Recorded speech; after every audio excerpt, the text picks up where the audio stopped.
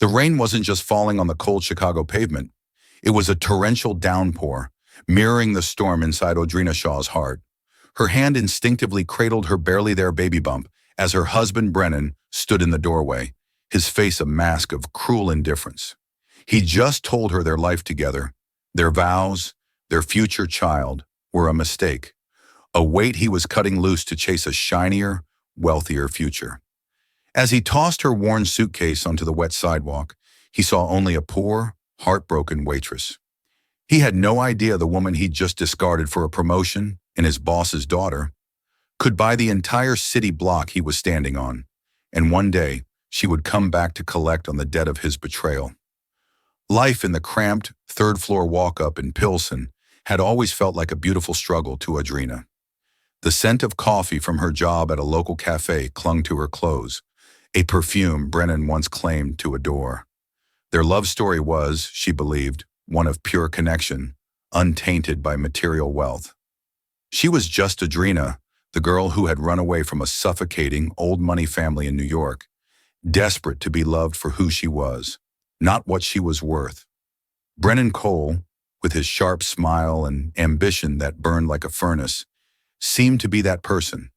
He loved her, the simple, hard-working Audrina. They had met at a fundraiser she was waitressing at 2 years prior. He was a junior analyst at Albright Capital, a mid-tier investment firm, and he'd been utterly captivated by her quiet grace. He pursued her relentlessly, promising a future built on their shared dreams, not inherited fortunes. He made her feel seen.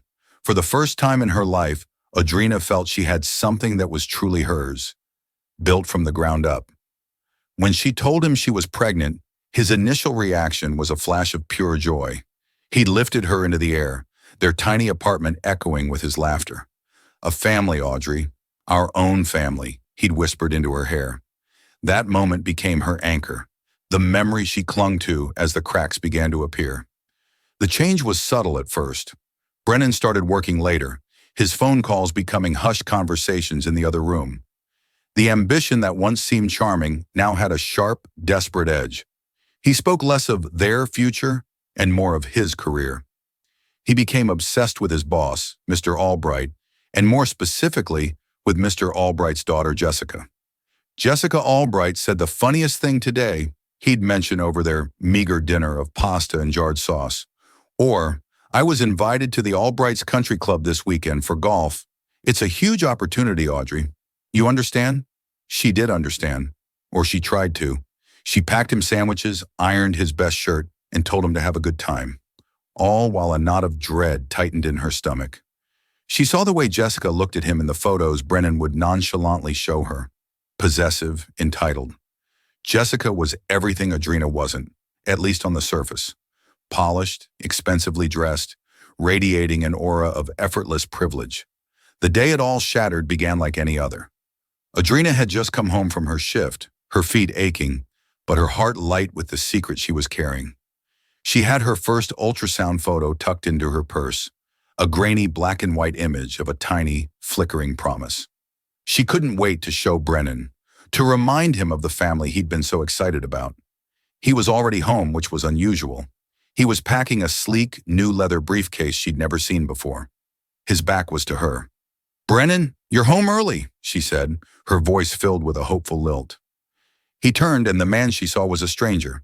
The warmth in his eyes was gone, replaced by a cold, transactional resolve. There was no kiss, no, "How was your day?" "We need to talk, Audrina," he said, his tone flat. He didn't even look at her belly. "I have something to show you," she started, reaching for her purse. "It doesn't matter," he cut her off. "Whatever it is, it doesn't matter anymore." The words hung in the air, heavy and poisonous. "What do you mean?" she whispered, the ultrasound photo suddenly feeling like a foolish trinket. "I mean this." He gestured around their small, cluttered apartment, a look of disgust on his face. "This life, it's not enough. It's not for me. I'm meant for more." Audrina's blood ran cold. "What are you talking about? We built this life together. We have a baby on the way." He finally looked at her stomach, and for the first time, she saw it not as their child, but as an obstacle in his eyes. "That's the problem, isn't it?" he said, his voice dropping to a cruel, low tone. Another mouth to feed, another chain holding me down. I have an opportunity, Audrina, a real one, with Jessica. The name landed like a physical blow. Jessica Albright? She understands what it takes to succeed. Her father sees potential in me. He's offering me a senior partnership track. They're offering me a life, Audrina, the one I deserve. Tears streamed down Audrina's face, hot and silent. And me? And our baby? Are we just collateral damage in your career plan? I'll give you some money, he said, pulling out his wallet and tossing a few $100 bills onto the counter as if she were a service he was paying off. Enough to get you set up somewhere else. A clean break. It's for the best.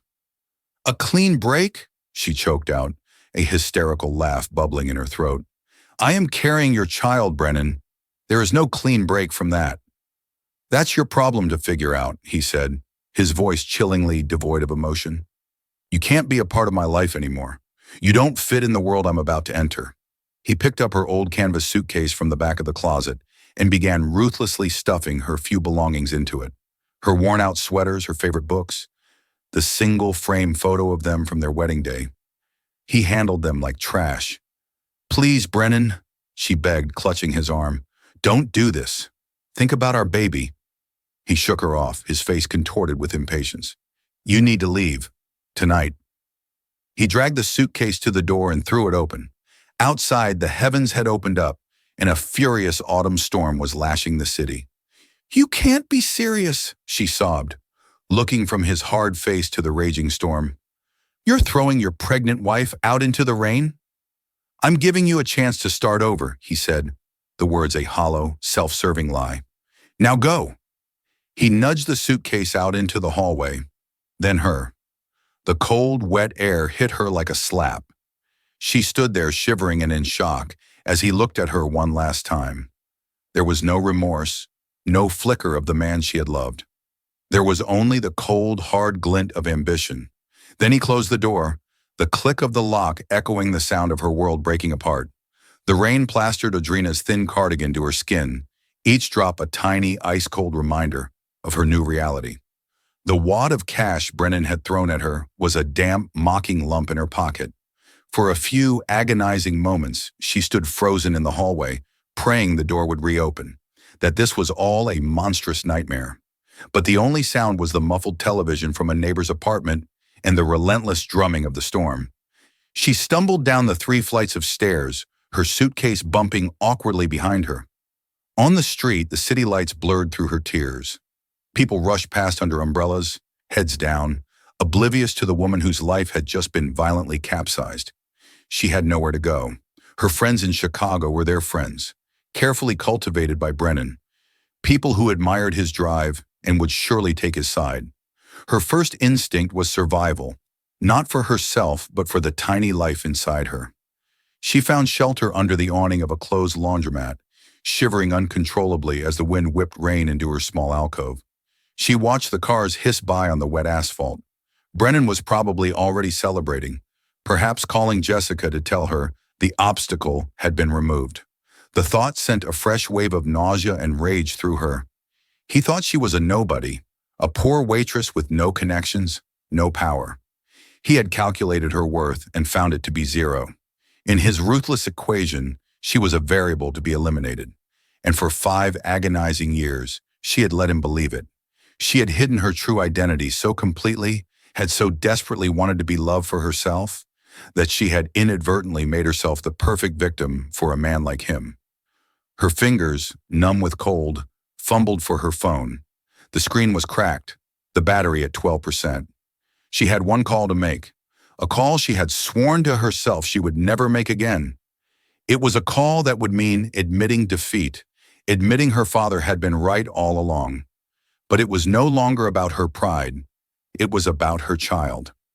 She scrolled through her contacts, past the names of Brennan's colleagues and their shared acquaintances, until she found an entry labeled only Finch. It wasn't a friend. It was a lifeline. Her thumb hovered over the call button. Making this call would unravel her carefully constructed simple life and plunge her back into the gilded cage she had fled.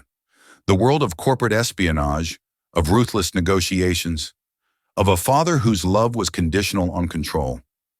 But that world also had resources, power, the ability to protect her child, and, she realized with a growing, cold certainty, the ability to enact a precise and devastating revenge.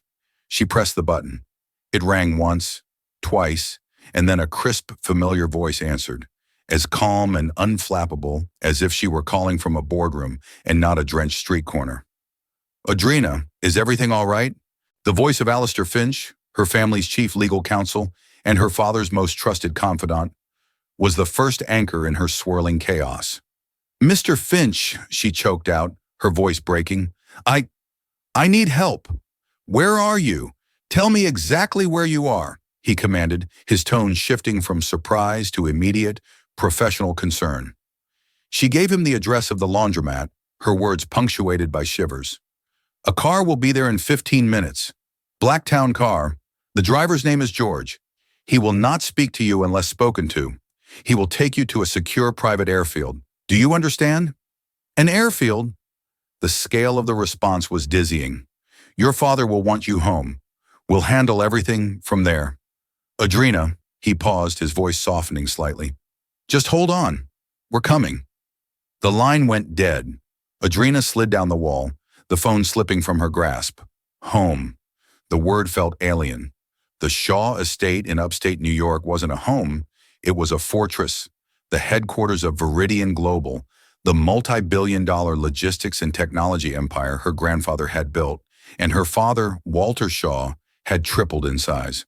It was a world of private jets, silent staff, and conversations that shaped global markets. It was the last place on earth she wanted to be, but it was also the only place she could go. Less than 15 minutes later, a sleek black sedan pulled silently to the curb, its headlights cutting through the rain. A man in a dark suit got out, opened the rear door, and stood waiting, his face impassive.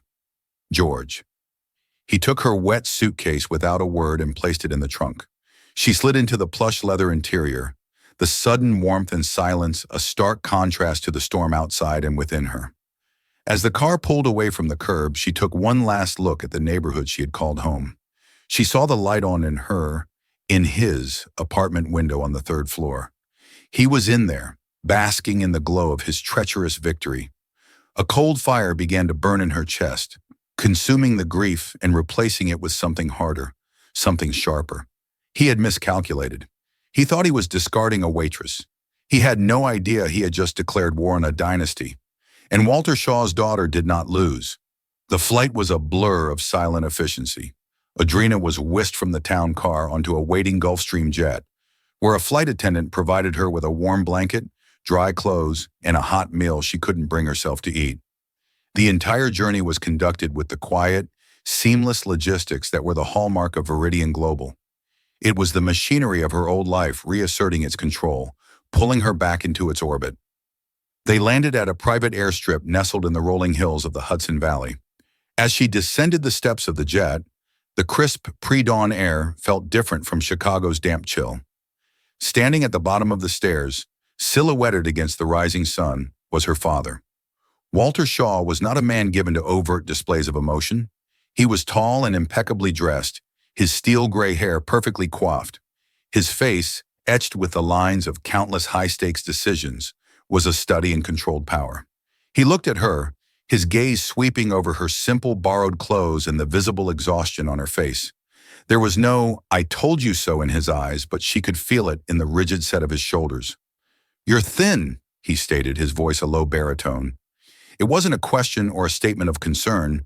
It was an observation, an assessment of a damaged asset. "Father," she said, her voice hoarse. He simply nodded and turned towards a waiting Bentley. "Finch has briefed me on the basic situation. We'll discuss the details at the house." The drive to the estate was silent. Audrina stared out at the familiar landscape, the stone walls, the ancient oak trees, the sprawling green lawns that looked like they were manicured with surgical precision.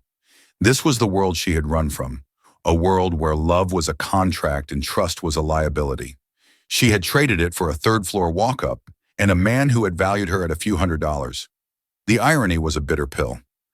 The house, a magnificent stone mansion overlooking the Hudson River, was as imposing as she remembered. Inside, the staff moved with ghostly quiet. Her old room had been kept exactly as she had left it 5 years ago, a pristine museum of her former life. After she had showered and changed into clothes that felt both foreign and familiar, she met her father in his study. It was a room paneled in dark mahogany, dominated by a desk the size of a small car. "Tell me everything," he commanded, gesturing for her to sit in a leather chair opposite him. And so she did. She told him about Brennan, about their life, her pregnancy, his ambition, Jessica Albright, and the final brutal betrayal. She spoke without tears, her voice a monotone narrative of her own foolishness. She finished and waited for the lecture, for the recriminations. Instead, Walter leaned forward, his hands steepled. "Albright Capital," he mused. "Small time, ambitious but undercapitalized. They've been trying to get a foothold in the logistics tech sector. Poorly." He looked at her, and for the first time, she saw not a disappointed father, but a strategist sizing up an opponent. "This man, Brennan Cole, what is his ultimate goal?" "Power," Audrina answered without hesitation. "Recognition. He wants to be one of the people in the room where decisions are made. He thinks marrying Jessica Albright is his ticket in." "A foolish gambit," Walter said dismissively. "Marrying the boss's daughter only makes you a prince consort, never the king. He has traded a hidden queen for a visible pawn." The corner of his mouth twitched, the closest he ever came to a smile. "Good. His short-sightedness will be his undoing." He stood up and walked to the vast window overlooking the gardens. "You have two paths, Audrina. You can take a trust fund, live comfortably and quietly somewhere in Europe, and raise your child far from all this. We will make this man and his new attachments disappear from your life. You will never hear from them again." Audrina felt a chill. She knew what disappear meant in her father's world. Financial ruin, social exile, a quiet, efficient erasure. "What's the second path?" she asked, her voice steady. Walter turned back to her, a glint of something, perhaps respect in his eyes. "The second path," he said, "is you come back, not as my runaway daughter, but as my successor. You learn the business from the inside out. You learn how to wield the power you were born into. And when the time is right, you will not simply watch this man be ruined, you will be the architect of his ruin. You will do it yourself." Audrina looked down at her hands, then placed one over her belly. She thought of Brennan's face as he'd closed the door, the utter contempt in his eyes. He hadn't just broken her heart, he had deemed her and their child worthless. A quiet disappearance wasn't enough. He needed to understand what and who he had thrown away. He needed to see her. "I'll do it," she said, her voice ringing with newfound steel.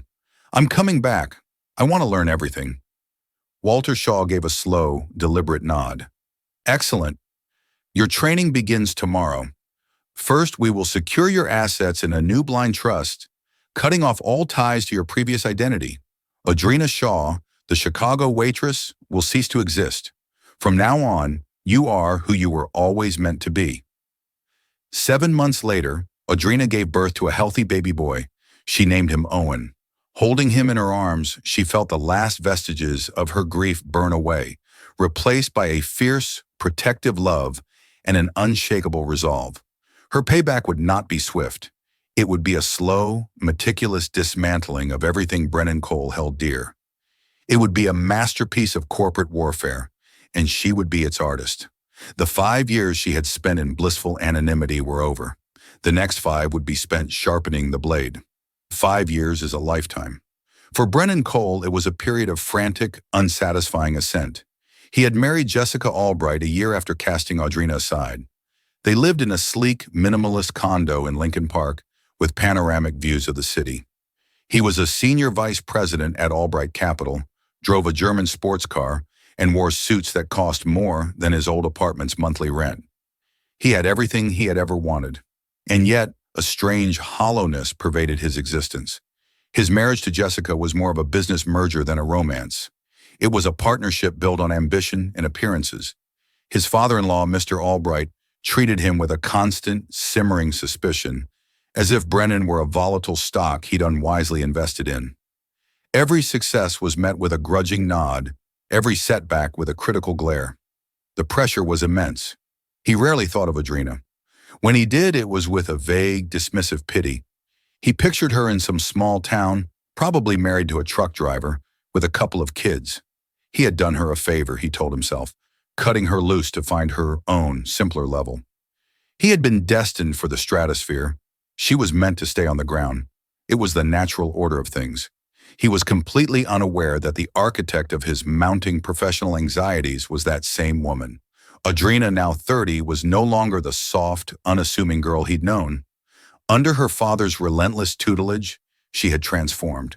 She had earned an executive MBA, devoured treatises on market strategy, and spent time in every division of Viridian Global, from the shipping floors to the data analytics labs. She learned how to read a balance sheet like a novel and spot market weaknesses from miles away. The grief had hardened into focus, the heartbreak into a diamond-sharp intellect. She was a ghost in the machine, operating from a top-floor office in New York, her name never appearing on a single document related to her new project. The systematic erosion of Albright Capital.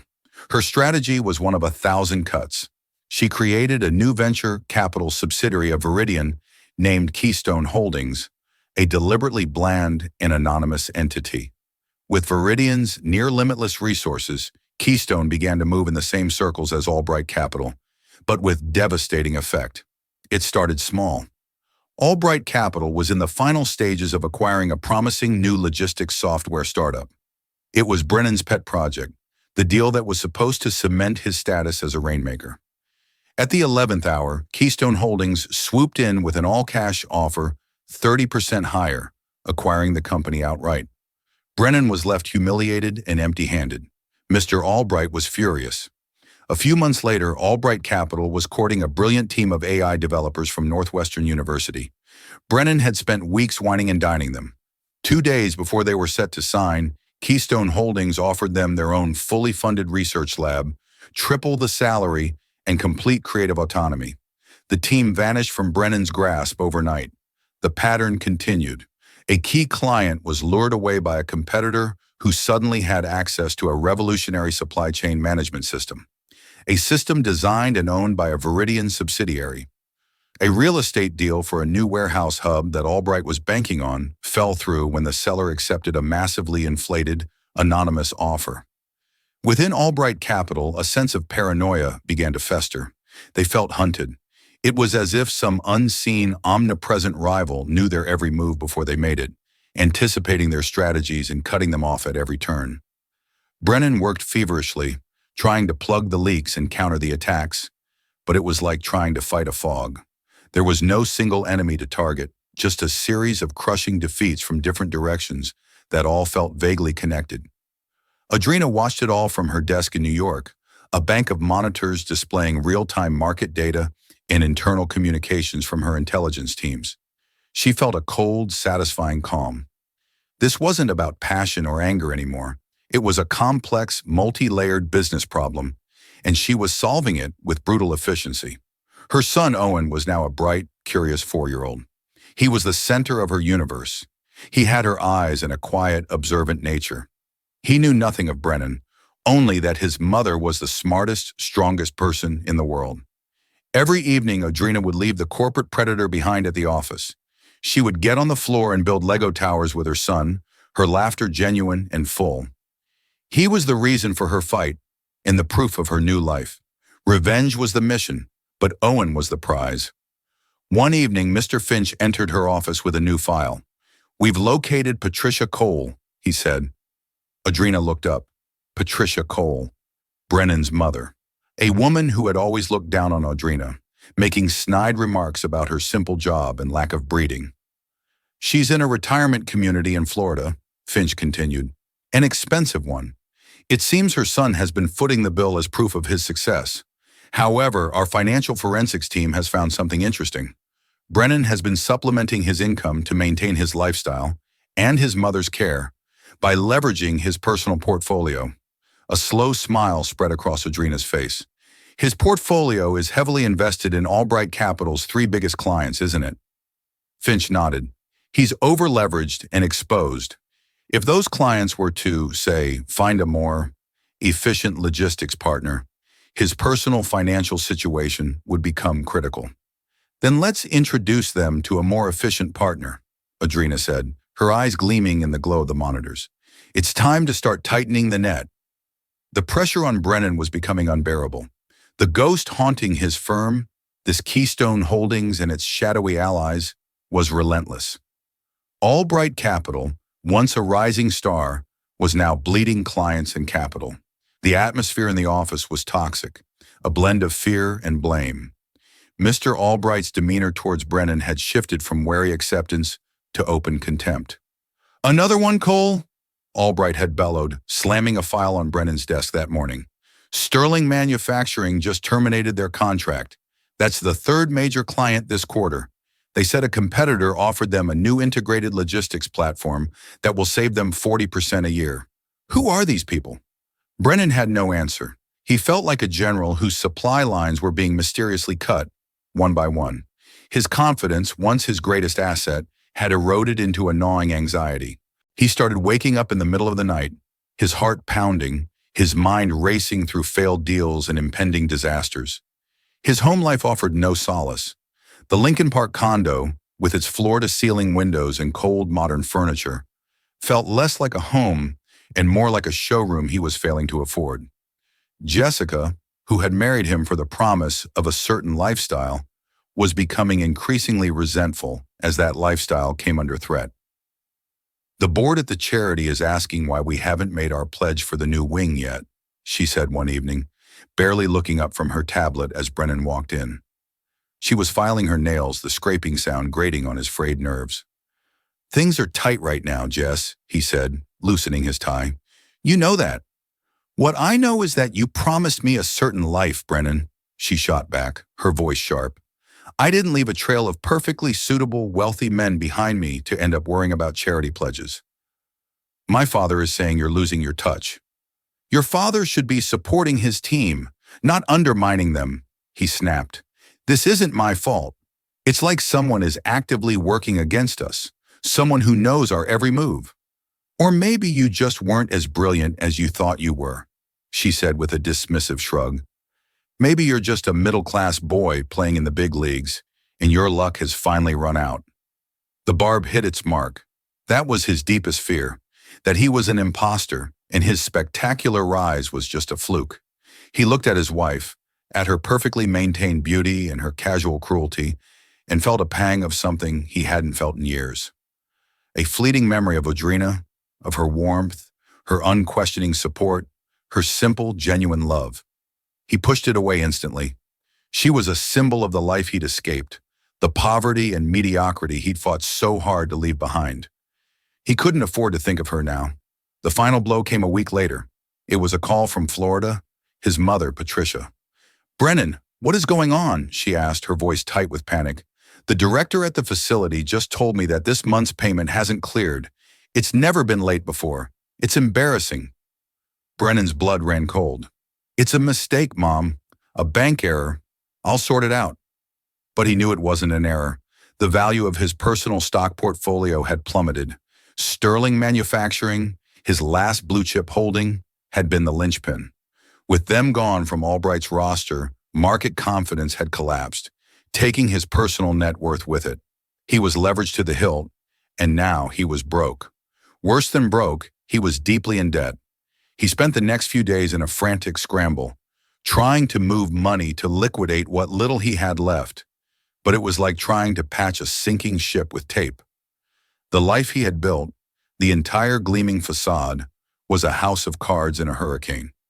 He was sitting in his home office late one night, staring at a stack of overdue bills, when Jessica appeared in the doorway.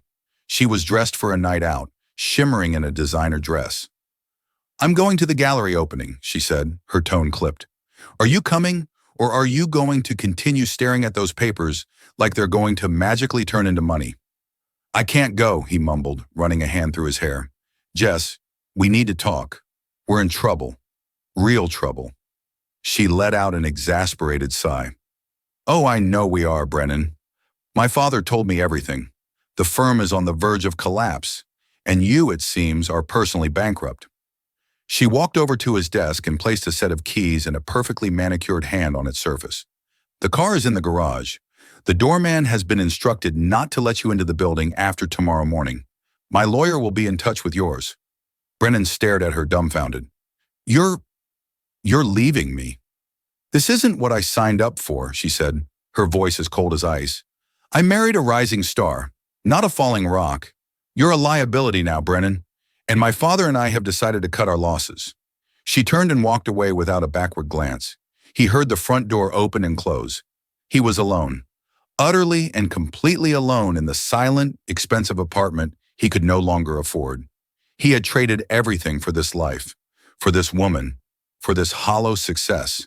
He had thrown away a real, loving woman who was carrying his child for a fantasy.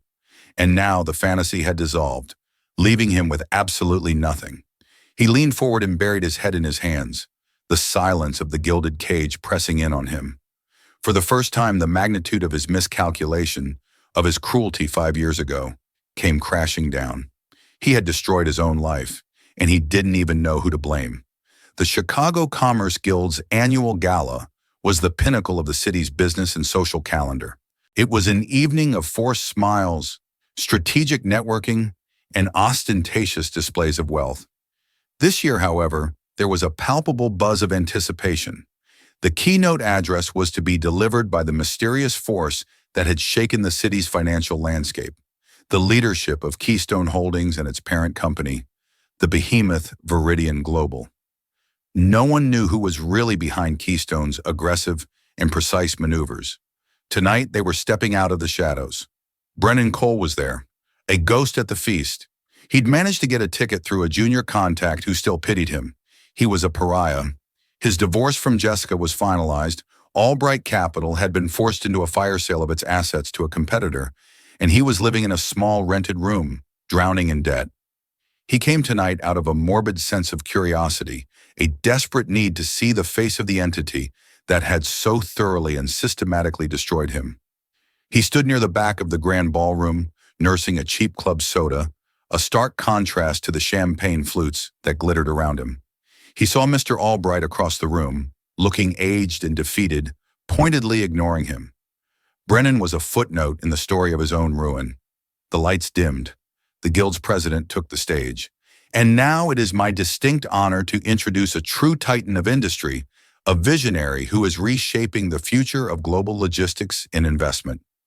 Please join me in welcoming the CEO of Viridian Global, Ms. Audrina Shaw. The name hit Brennan like a physical blow. Shaw? No, it couldn't be. He craned his neck, his heart hammering against his ribs.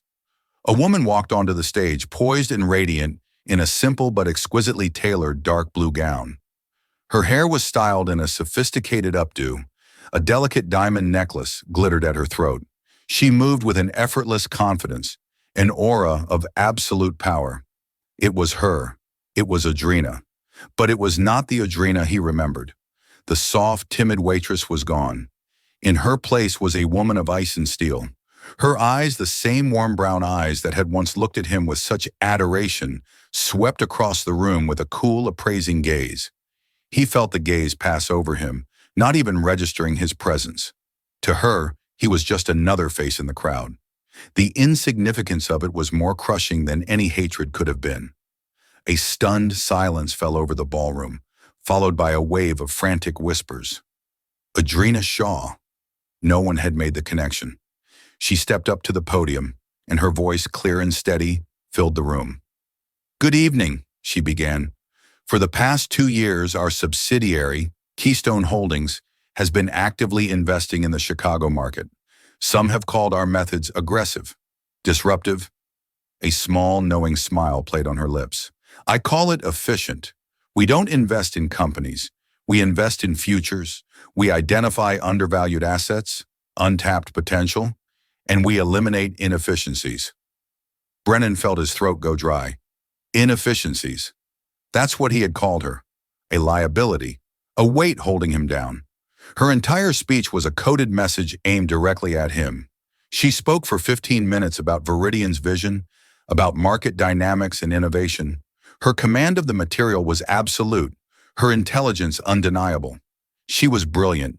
She was powerful. She was everything he had ever aspired to be, and everything he had told her she was not.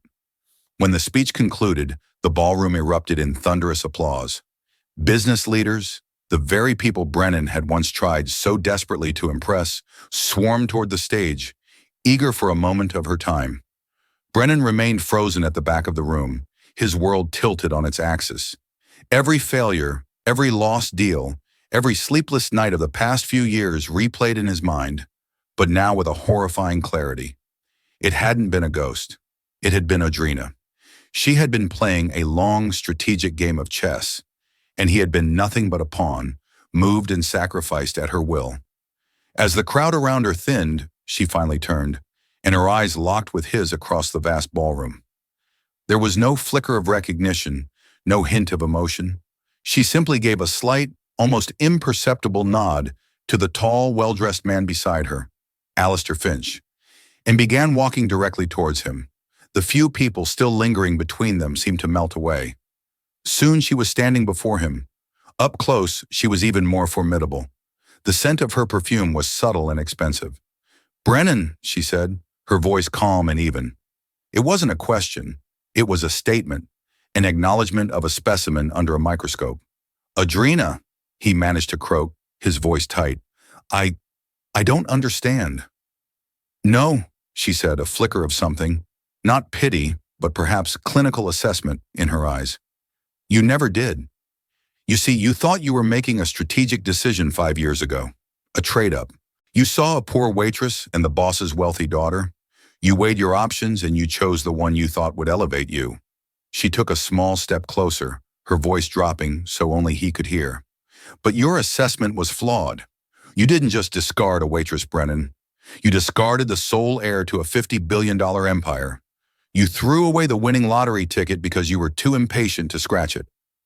The number hung in the air, sucking the breath from his lungs.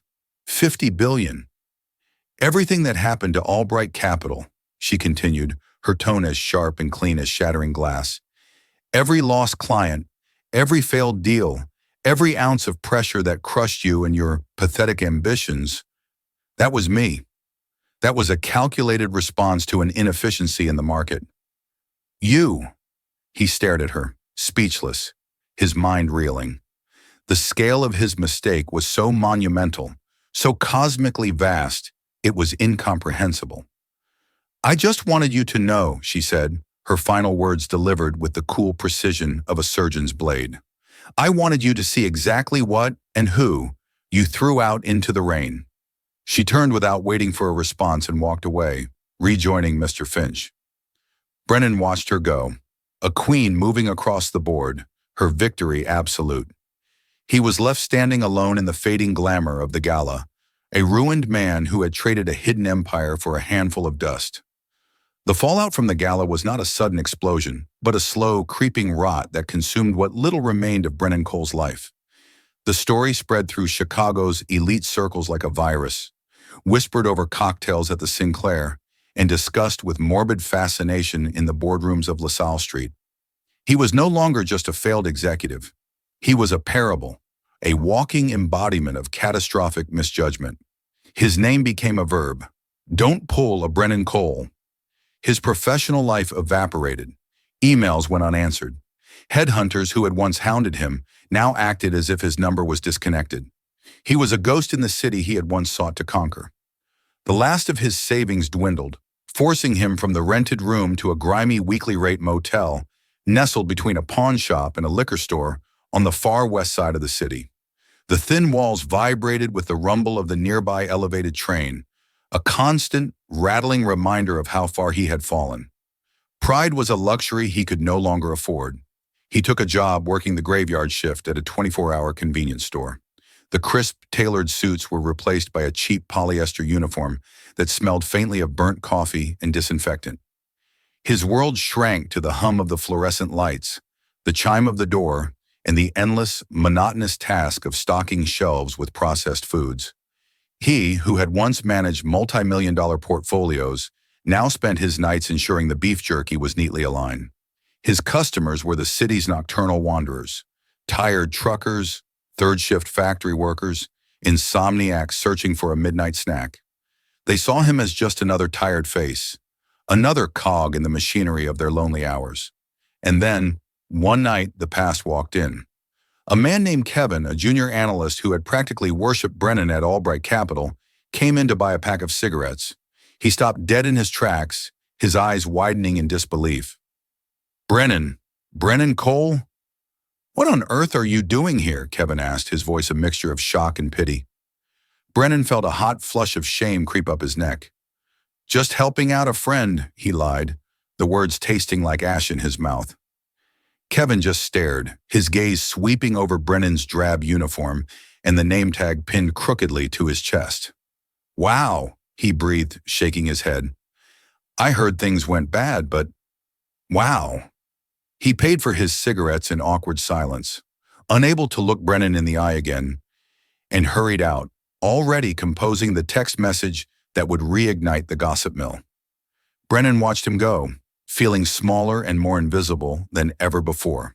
It was 2 nights later, during the deep dead hour of 3 a.m., that the rain began to fall. It was a cold, steady drizzle, much like the one on the night he had cast Audrina out. He was wiping down the counter when the headlights of a luxury sedan cut through the gloom.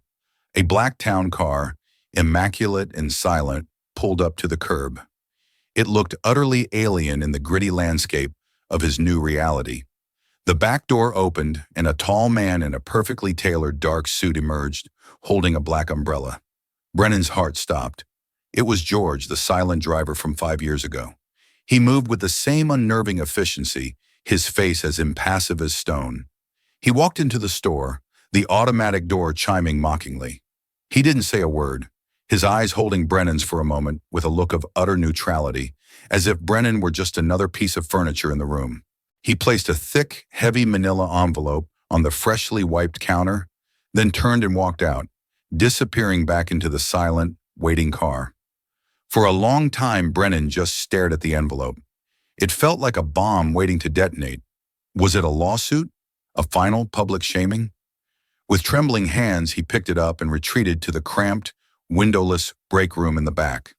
He tore it open. The first thing he saw was a photograph, printed on high-quality, glossy paper. It was a candid shot of a little boy, around 4 or 5 years old, sitting on a sprawling, sun-drenched lawn. The boy was laughing, his head thrown back in pure joy. He had a shock of dark hair and the same warm, intelligent brown eyes that Brennan had once loved.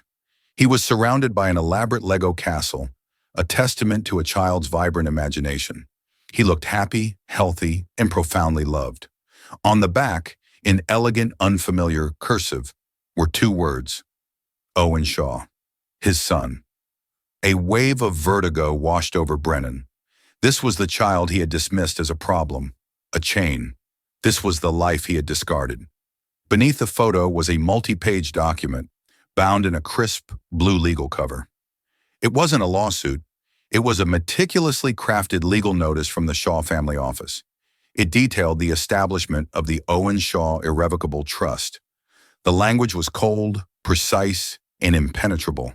It outlined a vast fortune set aside for his son's exclusive benefit, for his housing, his health, his security, and his education at any institution in the world. It was a fortress of wealth built to protect the child he had abandoned. One clause on the final page stood out. It stipulated that the trust was administered by a board of trustees, with Audrina Shaw as the sole executor. It stated explicitly that the biological progenitor, Brennan Cole, holds no legal rights, claims, or guardianship status, and is to have no contact, direct or indirect, with the beneficiary. It wasn't a punishment, it was an erasure. Audrina hadn't just taken his career and his money, she had surgically removed him from his own lineage. She had ensured that his son would grow up with every possible advantage, his life utterly untouched and unburdened by the knowledge of the man who had deemed him worthless before he was even born. The finality of it was absolute. It was the last move in a game he never even knew he was playing. He hadn't just been checkmated, he had been wiped from the board entirely. He slumped against the wall of the grimy break room, the photo of the laughing boy in one hand and the cold legal document in the other. He finally broke. Deep, gut-wrenching sobs tore through him, not for the lost money, the Lincoln Park condo, or the respect he once craved. He wept for the little boy he would never meet, for the sound of a laugh he would never hear, for the gaping, permanent void where a family was supposed to be. He had traded his son's future for a handful of trinkets, and now he had neither. Miles away in the top-floor office of the Viridian Global Tower, Audrina Shaw stood by the vast window, looking out at the glittering tapestry of the New York City skyline. The office was dark, save for the soft glow of a single desk lamp. Alistair Finch stood near the door, having just delivered the news. "The package was delivered. George confirmed it," Finch said, his tone professional as always. Audrina nodded slowly, her reflection a faint silhouette against the city lights. "What do you suppose a man like that thinks, Alistair, when his entire life is reduced to a photograph and a legal document?" "A lawyer would say he thinks about the consequences of his actions," Finch replied. "A strategist would say he is contemplating the totality of his defeat. But I suspect," he added, his voice softening slightly, "that for the first time in his life, he is thinking about what is truly valuable." Audrina turned from the window. The cold fire of revenge that had driven her for 5 years had finally burned out. In its place was not a void, but a quiet, profound peace. "My father offered me a quiet life in Europe," she mused. "He could have made Brennan disappear with a few phone calls. For a long time I thought I chose this path for revenge, but it was more than that." She walked to her desk and picked up the framed copy of Owen's photo. This was about building, not just destroying. I had to tear down his world to prove to myself that I could build my own. I had to become powerful, not just to punish him, but to protect him. She looked at the picture of her son, her expression softening into the pure, fierce love of a mother. The payback was complete. The scales were balanced, but her life's work was just beginning. Brennan Cole was a closed ledger, a footnote in her history. Her future was here, in this office, leading a global empire. And more importantly, it was with the little boy sleeping safely miles away, dreaming of Lego castles. "Come on, Alistair," she said, switching off the desk lamp and plunging the office into darkness, leaving only the city lights. "It's late. I want to be home before my son wakes up." Audrina's story is a powerful reminder that sometimes the greatest betrayals can lead to the most profound transformations. It's a story about the danger of underestimating people and the incredible strength that can be forged in the fires of heartbreak. Brennan saw a liability, but he was blind to the asset of her character, her spirit, and yes, her hidden power. In the end, karma didn't just knock on his door. It bought the building and served him an eviction notice. Her ultimate revenge wasn't just his ruin, but her own magnificent success and the happy life she built for her son, Owen. What did you think of Audrina's epic payback? Was it justice, or was it too harsh? Let us know your thoughts in the comments below. If you were moved by Audrina's journey from a discarded wife to an unstoppable CEO, please show your support by hitting that like button. Share this video with someone who loves a story of strength and resilience. And most importantly, if you want more unforgettable stories like this, make sure to subscribe to our channel and turn on notifications. You won't want to miss what's coming next.